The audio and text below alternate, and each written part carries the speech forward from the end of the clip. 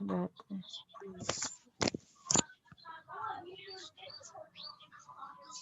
Yon. So, hi everyone. I'm Yula of BS Ed 31 from PUP Taguig. Today is a brand new day for us to live, spread kindness, love others. And today I am very honored to have this interview with my partner, Venice. Hi everyone, I am Venice and from BC Yes, and English 3-1, of course, and also from PUP Taguig, we are hoping everyone is safe and healthy in their own homes with their families. It's just, 2 days or 3 days after Christmas, and we hope everyone is enjoying their holidays, and we hope that everyone is excited with the new year that is about to come. So, hoping this coming year would be a lot of different from what we had, and in general, hoping for better days coming. So, Yula, what do we have for today?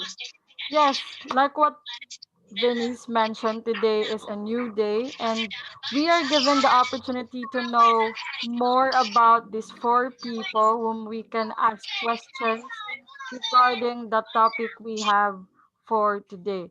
This interview is actually for our subject survey for of English and American literature. So, of course, we are very familiar with the word or the topics about literature. That's very common, especially to us English majors or even learners or students who are not taking English as their major, but they are on the education field. So let's start with our first guest for today, Venice. All right, so our first guest for today is Kimberly Adrian Ignacio. She's 21 years old, completed junior high school and senior high school in De La Salle Santiago Zobel, brother of Eldonata High School, and currently enrolled in local University of Makati under the College of Allied Health Studies, Center of Imaging Health Sciences, and a third year radiologic technology student, employee of Harte Hanks, a BPO company. And actually, she mentioned to me that she has these hobbies, and her hobbies are, listening to music, reading books, ebooks, manga, watching any documentary or anime that interests her. So, Kim, you busy there? Hi, good How morning. are Hello, you? good morning. hmm How was your day? It's a great morning right now. I feel good and a kind of nervous actually because this is my first time to be interviewed with such topic and gorgeous people. I guess. I thank you. They really are really gorgeous naman na talaga. Huwag mo nang sabihin. Don't mention it. Char! Ay, Kim ha. Be Thank you, confident. Kim, Char! for your time Mhm. for today. I know we shouldn't be doing this since it's holiday. You should be spending your free time. But thank you for for Mhm. your time for us. So, should we proceed, Venice, Of course, for definitely. the first question? By the way, our interview would revolve around literature as a mirror of life and truth. So, are you ready, Kim? Yes, is there a choice in there? Yes or yes? Definitely it's Mm. yes. Definitely. So, All for the right. first Mhm. question,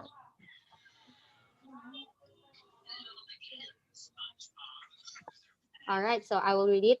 For the first question, aside from the common words connected to literature, such as books, story, etc., what word comes in your mind when the word literature is brought up? Actually it's a two way. It's either language or dialect. I see. so So, for mhm. you, Kim, why is it every time literature is being brought up, you think of the word language or dialect? Um, so in general, literature, when we ask people what is literature, the thing that comes up to their mind is books, what is written, what is they can read. But we also must remember that before stories documents were all passed down to other people through mouth. So it's about language, it's about how you talk, how you speak. Mm. And somehow people will always read or talk and hear stories um, that is in line with what they know, what language they use, what language they can understand. But what about those dialects, those language that we know nothing? Why don't we try to learn about them so we can extend our vision, we can extend what we know about literature, not just enclose ourselves with what we have. Of what Mm-hmm. we know. Definitely. Um, for the That is a next great question. answer, actually. Mm-hmm. Mm. It's All like you right. cannot Mm-hmm. separate literature from language. They always come together. Yes. Mm-mm. Totoo. So All for right. next question, the shortest among the questions, how often do you read books? How often do I read books? When I started reading books, it was actually when I was in fifth or sixth grade, and I would always read books every single day, around 6 hours a day, or Mm. it even goes up to 9 hours a day. I would go out still reading books. When I was in high school, same thing. I would always read books, even at school. However, since I started college, it's lessened up once a week because I can't just read books anymore. I have to study with college and everything. But if I have free time, most probably 1 hour or 2 hours, just my free time. Mm. You would always try Mm-hmm. to read books. Because it's stress reliever actually. Mm. With the Mm-hmm. stress from busy schedules of college life, definitely Yeah. books could help us. Thank you so much. For the next question, your turn, Venice. Mm-hmm.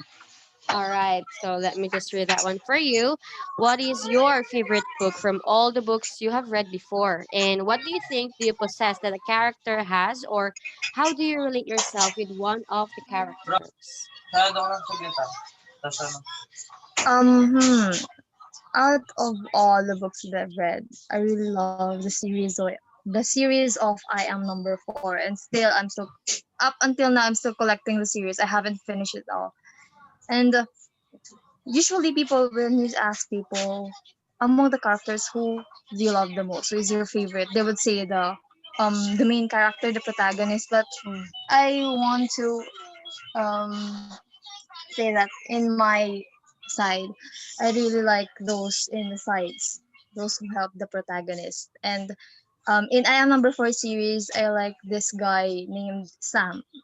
Okay, this is a fictional book. Yeah. So I really like how he was able to cope up with people who he knows nothing about. Yet he is still intrigued to know them, knowing that they need help, that they are something more than what you see in them. So you were trying to say that you could relate yourself with Sam as well, with the Uh, characters that he has. yeah, kind of, because Kind of. I really like watching people. So rather than knowing what I see, I would rather ask them, and how do you do? What do you want? Or what do you do for a living? And if I can have something in common with them, then probably we would be easier to talk with. Mm. Thank you Mm, so how much. about you, Yula? How about For you? Ikaw, Yula. the Mm. character of a book, Mm-mm. um, uh, I think I read a book. I think it's 2 years ago about Mm. it's entitled Playlist for the Dead. I don't think if you're I don't know if you're familiar. It's like a friend where a friend died and he gave a playlist. Oh, it has something to do with, I think, it has something to do with suicide. I And think I I've think I read could that relate before. myself with the friend where he left the playlist. Cause sometimes it's like it's like talking about teenage limbo, about finding oneself, then it covers suicide. It's like I could relate myself with the friend kung saan niya iniwan yung playlist. Cause like me, I also have not suicide thoughts pero I have points in life where I would ask myself, what do I want? What am I for? Because the character there, the friend, also has that thought. So I think I could relate myself with him. I see. How about you, Ako kasi, Micah? 'no? Ay, how about me? Actually, I don't How about read you? books. I Not don't much. read books a lot. No, yes. Actually, I read manga, gano'n, and not really books, like book na ano, ayun. So, pero madalas movie. So, mas Mm, gusto ko siguro movie na lang kung magre-relate ako sa sarili ko. mm. Merong isa that comes to my mind. Kissing Booth. You Yeah. know that one? Yes. Nag-trend yan, of course, you'll know that. Ayun. So, I would be Elle. I would be that girl. She has a Mm-hmm. strong personality and she is dependent, actually.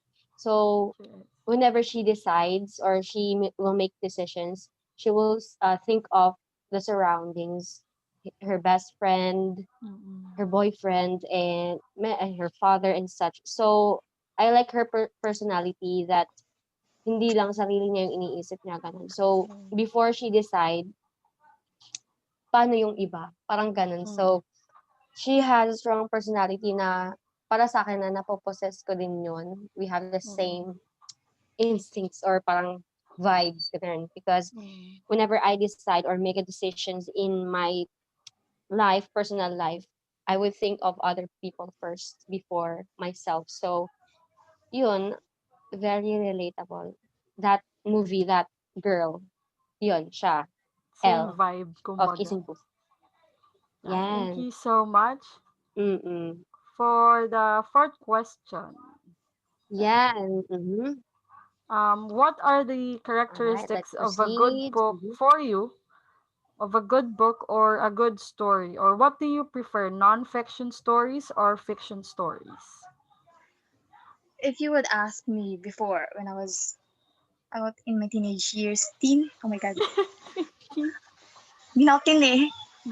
Um, I would say it's fiction stories. I would love to say it's fiction books, the fantasy, the Mm, how how the authors would do, um, how authors would entangle the fantasy and reality. But now, I could say that I would rather read nonfiction stories, nonfiction book, because um, I'm a medical student. Okay, I'm a medical student, so we are required to read a lot of books, to read a lot about human, about medicine and such.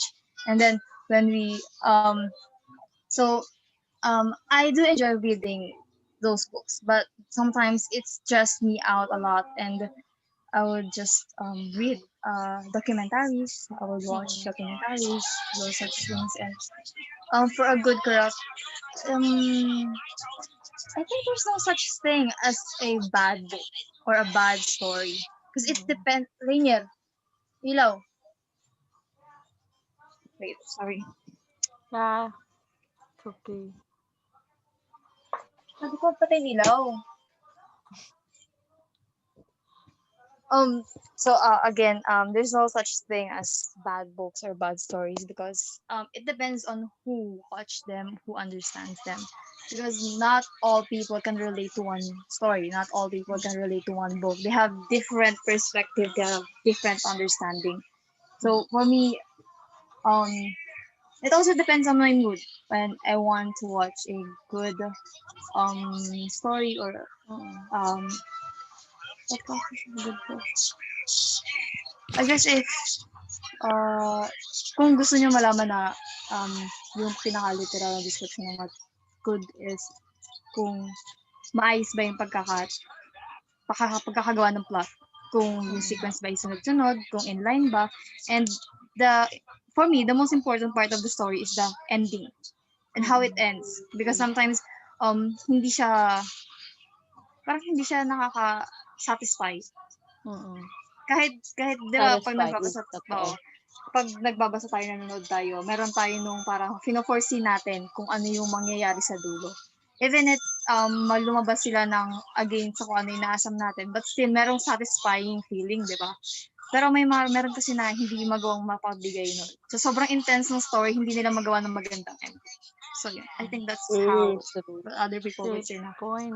pangit yung book, pangit yung libro. Totoo. Mga ganun. Mm. Ending. Totoo. Yes, and Pero kung ako din, mas gusto ko fiction. I mean, mm, mas prefer ko yun. Parang ganun. Imaginein mo, nakagawa siya ng gantong twist na di you naiisip ng iba. So, sobrang creative, diba? Tapos nagtitrend or na sumisikat kasi ang ganda ng twist talaga ng story for Even fiction. if, ang common nung storyline, nung plot, ang common niya, pero pag nagbago sa climax or nagbago yung twist ng end ng story, parang, iba to. Parang ganun. Mm-mm. Yeah. Ayun. Yan. Good to hear. Ang ganda ng sagot mo, Kim. Dali mo. Okay, let's proceed to your For next the question. fifth question. In what way does literature depict life and reveal the truth? So, for you, aside from depicting reality and revealing the truth, what is another purpose of literature?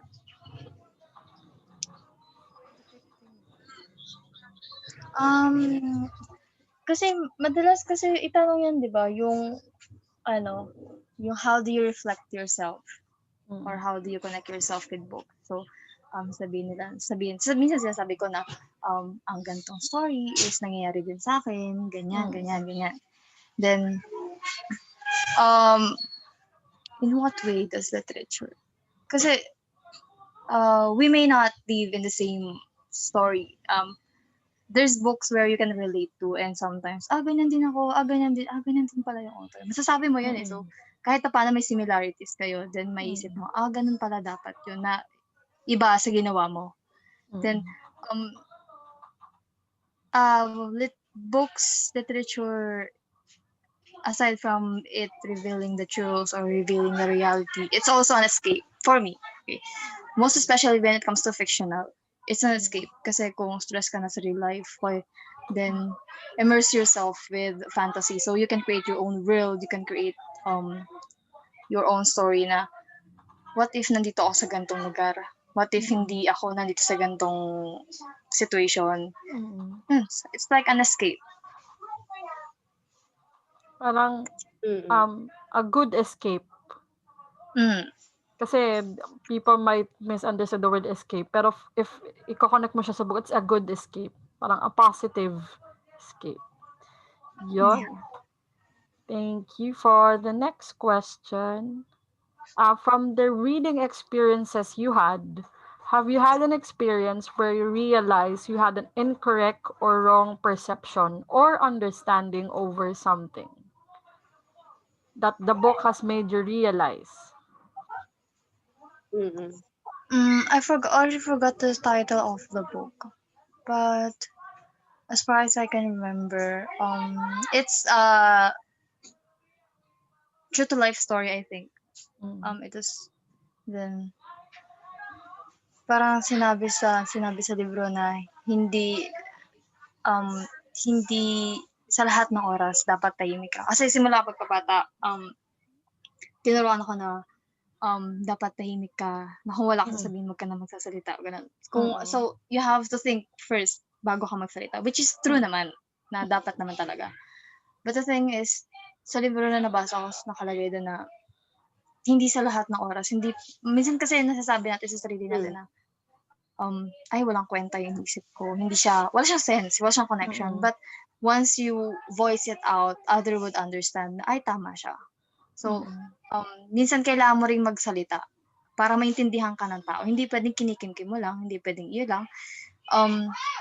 Kung tingin mo kailangan nilang marinig, kung kailangan mong sabihin, Mm. sabihin mo na. Kaysa naman sa hindi mo sinabi na magsisi ka sa huli na, ay, ba't hindi ko sinabi? Sayang. May mga ganun. So, yun yung, already forgot Title. the title of the story. But, ang alala ko, sinabi ko yun sa teacher ko nung grade 8. Na-share ko yung title na yun nung grade 8 ako. I think it's about, The Thoughts of Summer. Parang ganun. Mm. Yeah. Mm-mm. Yung books talaga, parang it has the power na ibahin yung perception or parang ibahin yung perception na meron ka. If it's incorrect, pag nabasa mo siya sa book, ma-realize mo, Mm-mm. ganito pala siya. Parang ganun. Isa sa mga Oo. gift ng book. Mhm. Yun. Yeah. True. So, That is for correct. the 7th question. What is your thought or opinion about books which have movie adaptation with different plot twists? I really don't like. I don't hate it. I don't hate it because a movie have its own twist. Movie has its own story, kind of adaptation. But I really, really don't like it when books will be turned into movie. I just don't like it. I have tried it once and I never did it again. Once I read a book, I won't, and if it will be turned into a movie adaptation, I won't watch it. No matter how you pursue me, I still won't watch it. You won't watch the I've tried movie. it once. I really won't watch it. I've tried it once before. I've told you earlier the series of I Am Number Four. The first book I've watched it. I've read it. I have read the first three books before I watched the movie, and it's not Totally satisfying. It's different. awful. Napahinga. Totally different. Napahingang malalim dun ah. They've deleted so many scenes. They've edited so many scenes that it is too far from the original plot line. It's too far from the original, and um and the only series that I think that is satisfied me the most is the Harry Potter series. From the I book to the movie. actually I've watched first the movie before I read the first I book. read the book. Mhm. Then Actually, I yeah, haven't read the book and I haven't watched the movie. Is it the same? Exactly the same? I think they've deleted some of the episodes, some of the chapters that cannot be done in movies, such Mm. as those two magical. I think those two magical, two fantasy. They can't do anything in movies. So Mm. yeah, I won't watch it. That doesn't matter. I don't like it. Thank you. I see. Nice thought, actually. Uh, for you, Venice, what your thought about this Mm. question?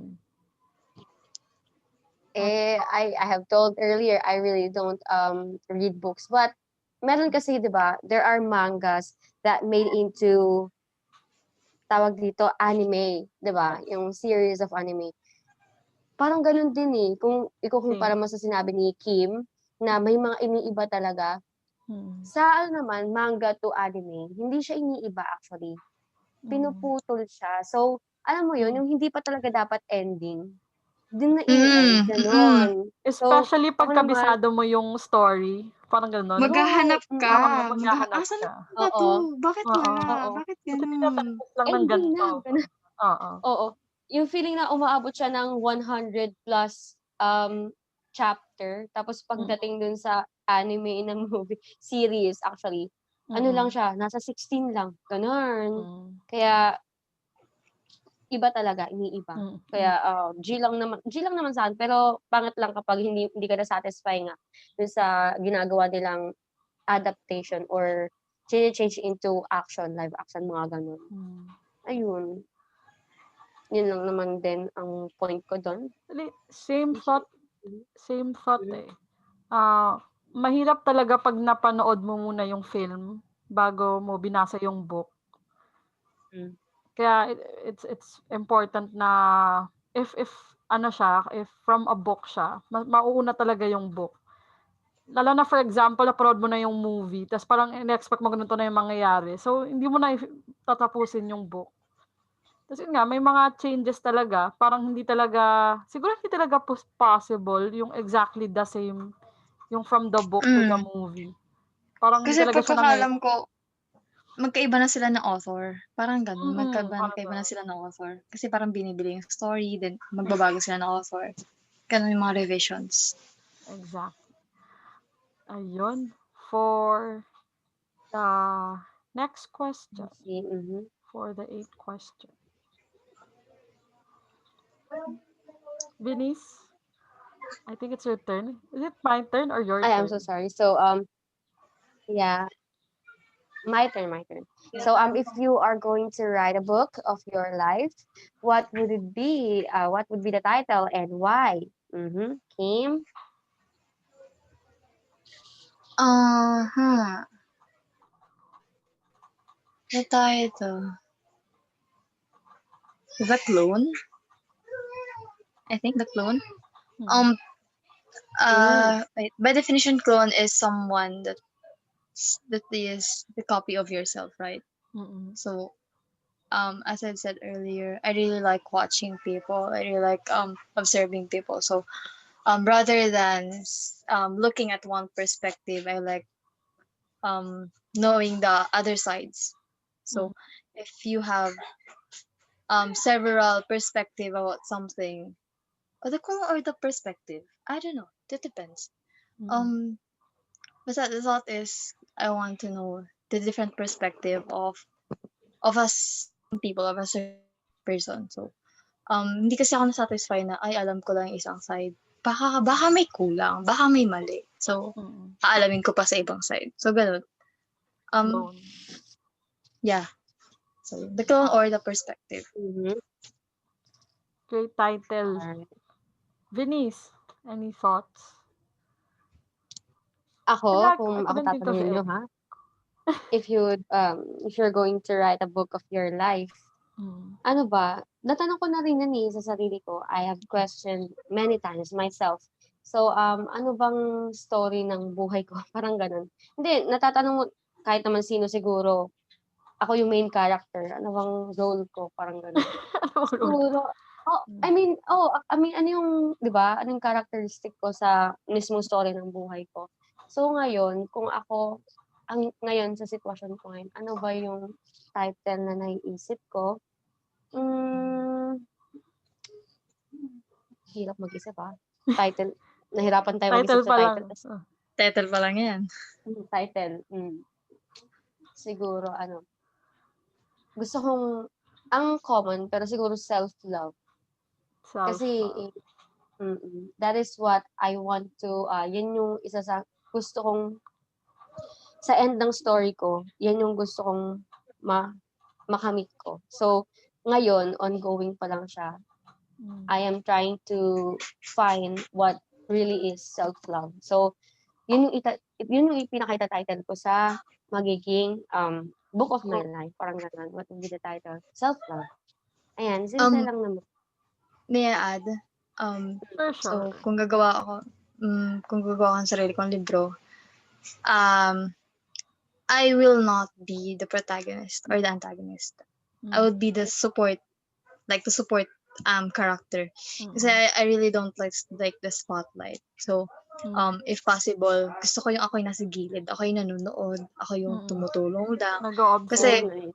oo, yung nag-observe lang. Kasi ang hassle pag ikaw na yung nasa spotlight. So, yun yung Mm. buhay ko sa ngayon. Since bata ako, parang yun yung napaperso ko. Ay, nakikita ko sa sarili ko na never ako napunta sa spotlight. So, Mm. okay na ako doon. Satisfied na ako doon. Dito na ako sa gilid. Dito lang ako pag, kunwari, may kailangan sila, ganun. May kailangan ako, ganyan.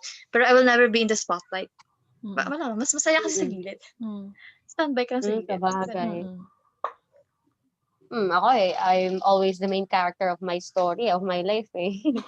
Kaya, hindi ako supportive, hindi ako magaling sa ganyan, eh.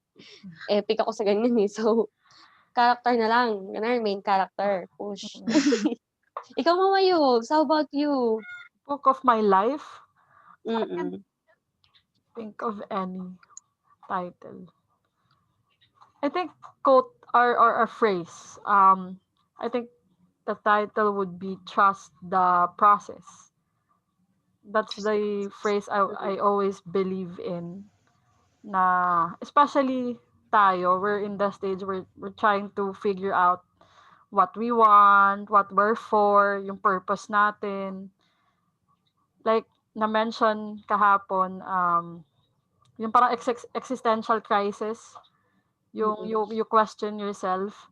Pero if you trust the process, yun, if naniniwala ka sa ups and downs na na-experience mo, sa roller coaster ride, sa risks ng mga tinitake mo, it would be a good story. It could be a good book. If it's a book, yeah. So it would be trust the process. Nice. Yon. Ang ganda.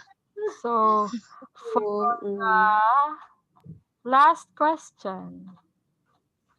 all right. So for the last question, Kim, what is your advice for the younger generations or even the adults when it comes to reading? Read. Just read whenever you want, whenever you feel like reading. Just read. It doesn't matter where you are as long as you read. Kasi, hindi naman din importante kung ano yung, I mean, importante kung ano yung laman. Pero, Mm-mm. hindi naman kasi importante kung sa newspaper mo lang siya nabasa, kung anong material yung Mm. hawak mo, as long as nagbabasa ka. Kasi, yung mga nababasa mo, nag-stuck lang naman siya sa utak mo eh. So, Mm. minsan nakakalimutan mo, di ba? Pero yung thought, nandun siya lagi. Yung Mm. nalalaman mo, nandun. So, mas maganda actually, sinabi rin sa akin ng mom ko na, mag-start ka magbasa, bata ka pa lang. Para ma-immerse ka mismo sa libro na Mm. hindi mawawala basta-basta sa'yo. Kasi maraming bata nga na hindi mahilig magbasa. So, rather than sayangin mo yung oras mo kakatitig sa dingding, sa pader, ba't hindi ka na lang Mm. magbasa? At least naiipon yung nalalaman mo. May natutunan ka. Ano? Mm. And Mm. wala naman sa age. Wala sa age yung pagbabasa. Maganda kung magbasa bata pala, mag-start ka. Pero still, wala Mm. naman sa age kung Mm. magsisimula ka ng matanda na or what. As long as you love what you're doing. That's the most important That's thing. true. Mm-mm. Actually, sa ganyan, ako noon, kaya, di ba, hindi nga ako palabasa. Mm. Paano ba naman kasi, yung, nasa probinsya ako noon nag-start. So, at a very young age, we have a lot of books there, but puro visual. So, Mm. ngayon, mas trip ko talaga yung manga kaysa sa puro words Para lang. So, ma-immerse ka doon sa ako gano'n. nasanay. Mm. Puro image talaga siya. Alam mo yung pop-up na Mm. ganun Na siya. books, pop-up books. Oo. Tapos, ano pa ba? Sila mama din mahilig manood. So, dun din ako dun din ako nasanay. Nasanay. Watching, visual talaga siya na hindi talaga more on read. Visual talaga na nakikita ko, ganun. So, magandang advice yan, Kim. I Kasi will take that nung too. Take mas that. hindi ko alam kasi para sa akin, na nagbabasa ako ng manga, okay? Sabi ko nagbabasa ako ng manga. Pero kasi Mm. sa akin, parang feeling ko, iba yung ako mismo yung gumagawa ng image. Yung nagbabasa ka lang word by word, tapos gagawa mo, ikaw mismo mag-input ng emotion, ng kung ano Mm. itsura ng character, kung ano yung setting, kung ano yung, basta, it's all up to you. It's like you are the author of yourself. Parang gano'n. True. The author of the Sabagay. book you're reading. Parang ganun. Mm-mm. Yep. I have Grabe. tried naman. Mga Mm. Wattpad. Nakatulog ka. Noon yun. Hindi naman. Pero mga Wattpad, alam mo yun, may kilig, flings, mga ganon. Ah, So, mafe-feel mo talaga yung romance kapag yung piece by piece na nilalabas nung kada salita doon. Siguro yun nga, maganda rin na nagbabasa ka. Tapos, naiisip mo din siya kung ano talaga yung mga nangyayari kesa sa na-review mo lang. Good. Good yun. Ayan. So that's it for our first interview. Thank you so much, Kim, for Thank sure. your you. you had Ayan, a lot fun. of chika. Ayan, thank you so much, Kimberly Ignacio. Thank you. Ayan. Sige, thank you Alright. din. Thank you. God bless. God bless. And Enjoy the happy holidays or the holidays. free time. Thank you so Wala pa much. ako free time. And last Nag-thesis pa ako. photo. Good luck sa thesis. Hindi ba kami nakakapag-defense? Thank Lagot. you so much. Pagandaan mo. Yeah. So, picture tayo for the last time, no? Kim, open your cam, Ay, please. naka-off cam pala ako. Akala ko naka-open cam ako the whole time. Okay lang Okay, yan. nakita At ka least naman nakita nila na sa namin ang, Di mo ang, first ang part. beauty ni Kim Ignacio. Nakita namin ngayon for the last time. Yes, Di mo sinabi girl. naka-off cam pala ako.